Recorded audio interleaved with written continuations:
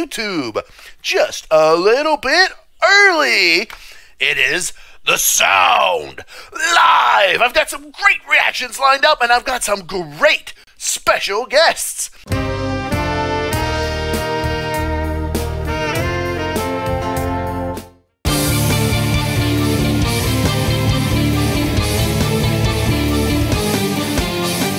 Starting off with Jennifer Valiquette. Hey, Jennifer, how you doing? Jennifer is a saxophone player and a flute player and a music teacher. What's your latest project you've been working on? Well, actually, Matthew and I are working on doing a song together where I'm singing, which I'm not a professional singer, so it's taking some time for tuning my voice and everything. Matthew's been teaching me. So basically, I've been working on that quite a bit, actually. Cool. But I did a cover of Jar of Hearts. That's the last thing I put up there. It was last week on saxophone. So also, we have Evelyn Holland. What have you been up to? Evelyn is a rock musician, guitar player, and singer, and she's having some breakfast right now. I'm having just egg sandwiches. I just got up like what an hour and a half ago.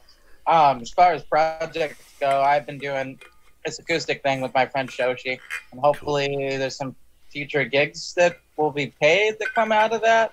Also, yeah, me and you, Matt, are probably gonna do something, and yeah, I'm looking forward to it. We've got Kyle Walz. Hey. How you doing, Kyle? Kyle's a singer, songwriter, guitar player, and a really cool guy. We've been doing these reactions every Monday. So, what's new with you, Kyle? A couple of things. The other day, went to the pool, and one of my patrons, he does lathe work, and he made me this cool customized music-themed pin. It's like the end of it is like a little snare drum. Cool. So anyway, I walked to the pool and I thought it's kind of cool. St. Louis it was really hot and then it got cool. It's St. Louis. And I wrote this song at the pool. So I came back and made a draft for patrons, and that's pretty cool. And then last week, we talked about going to Florida at the end of July and got an acoustic gig set up at the Crazy Flamingo in Marco Island. And seeing if I can set up something else in Marco or Naples area, somewhere in that part of Florida. So that would be cool to go down there, buy a cheap acoustic, and hang out on the patio and sing for some people. I got great stuff coming, everybody. Make sure you mash that like button. Please, we got 4 channels here. Subscribe to everybody. We really appreciate you. Kyle is celebrating 10,000 subscribers. Oh, yeah. I forgot Great to mention job, that. Kyle. Thank you. Congratulations on that. That's a pretty good milestone. That is. That was cool. It's your turn. Why don't you introduce this for us? Okay. I was going to say, I got, like I said before, I got requests to do more like harsh vocal to Opeth, and I picked one of their I would call it one of their more popular tunes in that vein, and it's not like one of their like 10 or 13-minute masterpieces, so it's shorter, but it's part of a bigger concept. It's actually their third record, My Arms Your Hearse, was it was a concept record about this guy dies and he wanders the earth for like years, and I don't think there's any resolution at the end of the story, but yeah, he sees life go by for other people. His former girlfriend becomes a nun or something like that. I read a synopsis on the storyline of the record. But yeah, it's definitely worth checking out. Before that, they were kind of like a minstrelly death metal band. I mean, you know, like the way that they harmonize guitars was more akin to like, I guess, Wishbone Ash, Iron Maiden type of guitars. And then like with their third record, they started becoming themselves and started sounding like Opeth.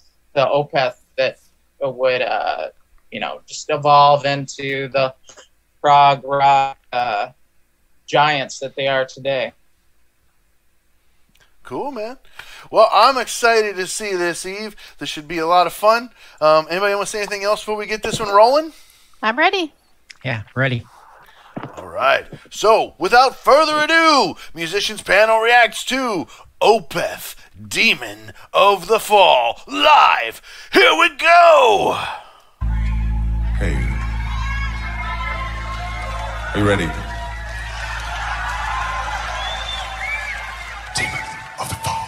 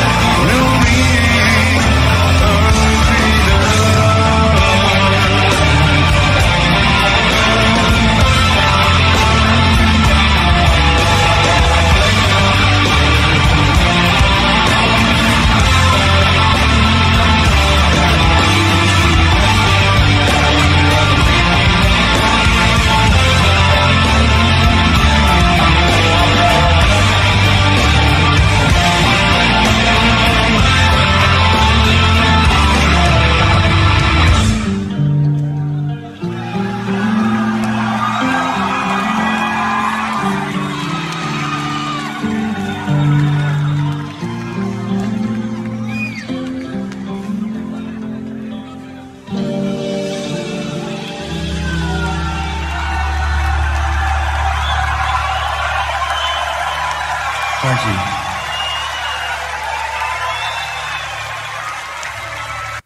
Wow. Cool.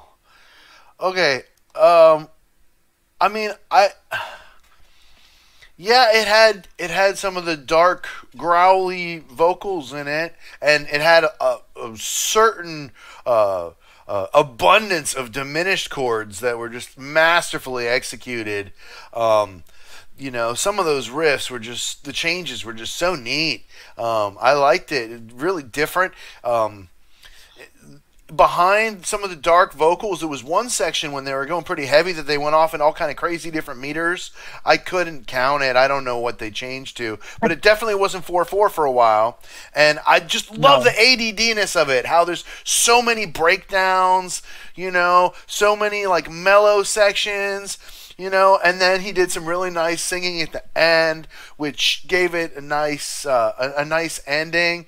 And you know, like, I mean, there was definitely some death metal aspects to it, but it was also extremely progressive at the same time. So it was kind of like a marriage of the two. I liked it. Really cool, man.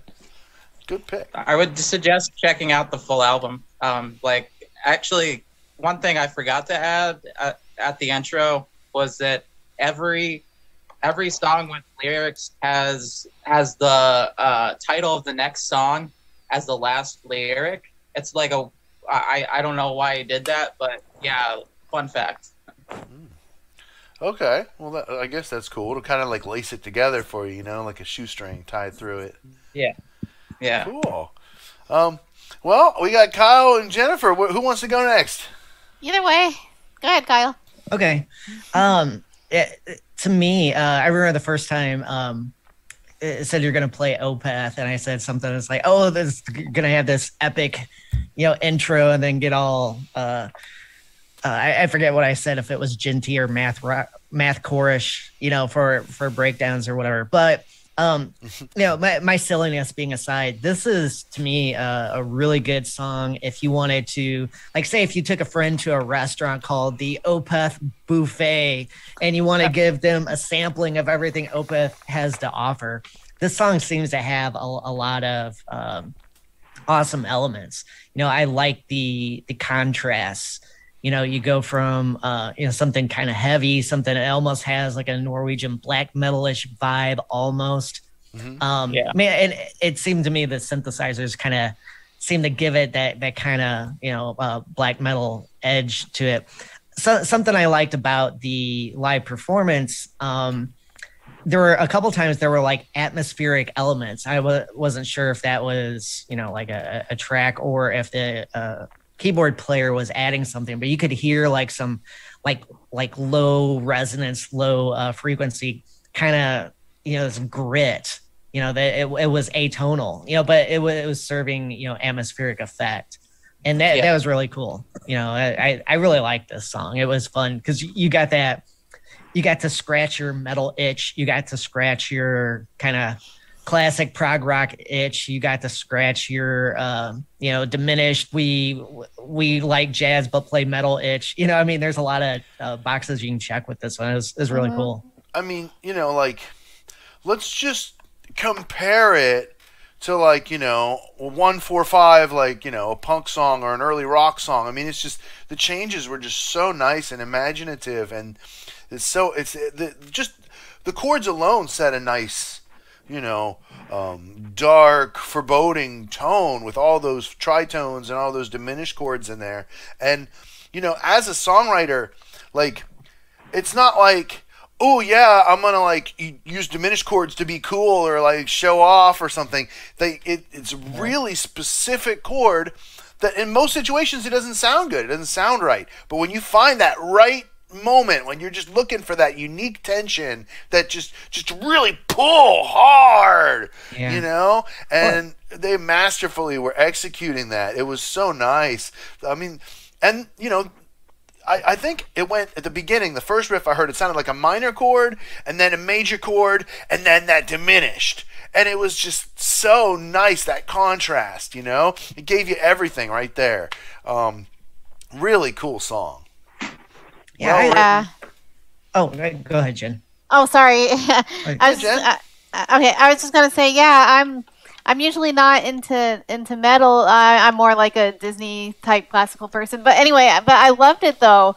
And what I liked, well, first of all, I have a question. When he was doing those low vocals, is he using vocal fry for that too, or because I couldn't tell? That's like growling, That's screaming, growling? like it's like vibrating your throat along Yeah. with your voice, the airiness of your voice. So you're it's almost like trying to sustain the sound of, like, you know, when you're hawking a loogie. That's a really bad way with a, right? It's like that sound.